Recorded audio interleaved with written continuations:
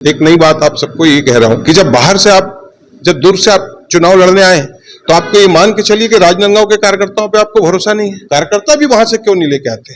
राजनांदगांव के कार्यकर्ताओं का क्यों उपयोग करना चाहते हैं? जब कार्यकर्ता यहाँ पे बेकार है या ऐसा आरोप लगाते हैं कि यहाँ पे लोग मिले हुए हैं, तो जब हम मिले हुए हैं, कार्यकर्ता मिले हुए, तो आप वहां से कार्यकर्ता भी साथ में लेते आइए।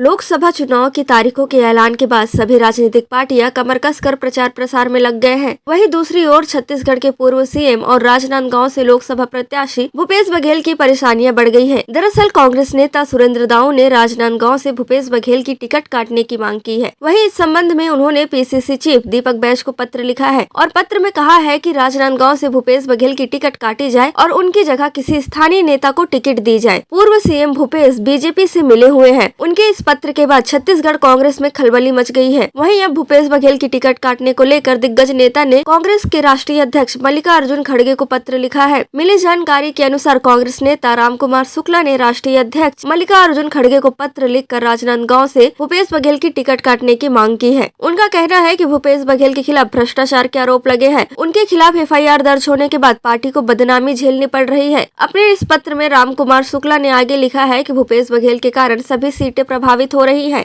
भूपेश बघेल पर महादेव ऐप से पैसे लेने के आरोप लगे हैं। उन्होंने यह तक कह डाला कि भूपेश बघेल के कारण कई अधिकारी और कांग्रेस नेता जेल में हैं। बता दें कि राजनांदगांव में पूर्व मुख्यमंत्री भूपेश बघेल की मौजूदगी में मंच से पार्टी के खिलाफ भाषण देने वाले सुरेंद्र दाऊ जिला कांग्रेस कमेटी ने नोटिस जारी कर दिया है। पार्टी ने उनकी हरकत को अनुशासन और आला कमान के निर्देशों का उल्लंघन माना है। जिला कमेटी ने सुरेंद्र दाऊ से पूरे मामले में 3 दिन के भीतर जवाब देने का निर्देश दिया है। साथ ही समय पर जवाब नहीं मिलने पर एक पक्षीय कार्रवाई करने की चेतावनी भी दी है। थोड़ा सा करेक्शन में उन्होंने ये कहा कि कहीं कहीं से आवाज आती कि आप भाजपा के लोगों के इशारे पे ये काम कर रहे हैं, तो मैंने कहा ये सिद्ध कर दें। और राजनांदगांव की जहाँ तक बात है, राजनांदगांव के लोगों ने सदैव मांग करी है, अभी चुनाव में भी मांग करी थी कि स्थानीय व्यक्ति को टिकट दिया जाना चाहिए। आपने बाहर के लोगों को थोप के, तो मुझको तो ये लगता है कि ये टिकट जो है राजनांदगांव में भाजपा से सेट करके टिकट बांटते हैं कि हमको कार्यकर्ताओं का ऐसा अंदेशा है। मैंने ये विधानसभा चुनाव में भी बाहरी व्यक्ति को टिकट जी उसी परिप्रेक्ष्य में ये बात थी, उसी के इसमें बात थी कि बार बार बाहरी लोगों को देने का। और जब हम देख रहे हैं कि बाहरी व्यक्ति आके 46,000 वोटों से हार जाए, 47,000 वोटों से हार रहा है, तो हम स्थानीय कार्यकर्ताओं पे क्यों भरोसा नहीं करते हैं, जबकि आप स्थानीय कार्यकर्ताओं से काम लेना चाहते हैं। मैं एक और चीज इसमें नहीं कह दे रहा हूँ, एक नई बात आप सबको ये कह रहा हूँ कि जब दूर से आप चुनाव लड़ने आए तो आपको ये मान के चलिए कि राजनांदगांव के कार्यकर्ताओं पे आपको भरोसा नहीं है, तो आप कार्यकर्ता भी वहां से क्यों नहीं लेके आते? राजनांदगांव के कार्यकर्ताओं का क्यों उपयोग करना चाहते हैं? जब कार्यकर्ता यहाँ पे बेकार है या ऐसा आरोप लगाते हैं कि यहाँ पे लोग मिले हुए हैं, तो जब हम मिले हुए हैं, कार्यकर्ता मिले हुए, तो आप वहां से कार्यकर्ता भी साथ में लेते आइए और बूथ में बैठाइए और काम कराइए। यह पूरा मामला 18 मार्च का है। देखिए मंच से सुरेंद्र दाऊ ने क्या कुछ कहा था।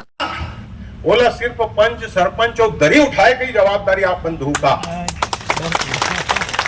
और अगर जिला जनपद के चुनाव हुई है महोदय, अगर जिला जनपद के भी चुनाव आपके भिलाई दुर्ग रायपुर के लड़ैया हुए तो लाज यहाँ क्लियर कर दो, हम ओकरो तैयार बैठे, हम आपके जो आदमी आप दो हम आप मान के अपन नेता मान के ओकर लिए काम करबो, प्रचार करबो। बहुत दुखी मन से मैं आज मन से बात करत हूँ। आदरणीय बैठे, बहुत संघर्ष करो। अभी अमर जैन साहब कहा तरी से जब सत्ता नहीं रही से तो दाऊ जी अकेला सब ललकारा तरी से कहा तरी से नहीं अध्यक्ष जी मोर मन के पीड़ा है। अब आखिर बात में आप लोग क्यों निष्कासित 5 साल बहुत सारे नेता बन के हमन चिंतन करें मनन करें, कोनो मन गेरे हो जी मनन चिंतन करे बर, कोई बुलारिन का चिंतन मनन करे बर, एवं कांग्रेस में बैठ के चिंतन मनन लगा करते काला हरण। आप मैं ये बात कभी स्वीकार करता हूँ, डंके चोट पे की तो आज अगर पूरा देश में आज 3100 रुपया अगर धान भाजपा के सरकार दे पाते तो आदरणीय भूपेश बघेल जी करेंगे, लेकिन वही आपके काम पूरा नहीं हो जाए। मैं डंके के चोट पे यहाँ कितो अगर 500 कार्यकर्ता है, 500 कार्यकर्ता उठ के कह दे कि वो परिवार के 5 साल में एक ठन काम लाभ मन कोई करे हो बता दे, मैं मन से उतर के चल दूं, कोई नहीं करी।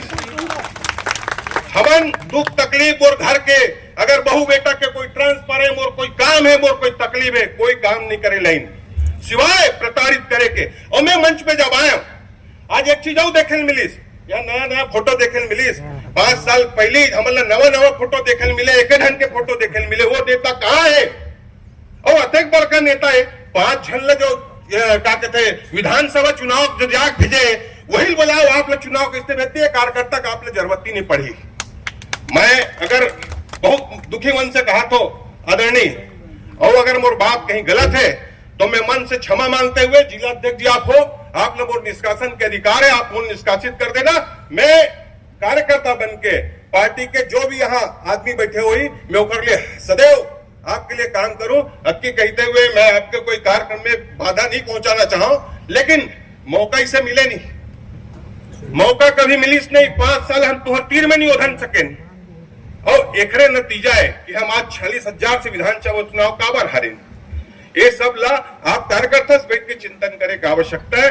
मैं अगर कोई मुझे गलत बात कहे हूं तो मैं आपसे माफी चाहते हुए सब कार्यकर्ता ले एक बार प्रणाम करते हुए कि मोला आप बहुत सहयोग और सम्मान दो। मैं आपसे हाथ जोड़ते हुए क्षमा मांगते हुए अपन बात न खत्म कर। अगला उद्बोधन के लिए सम्मानित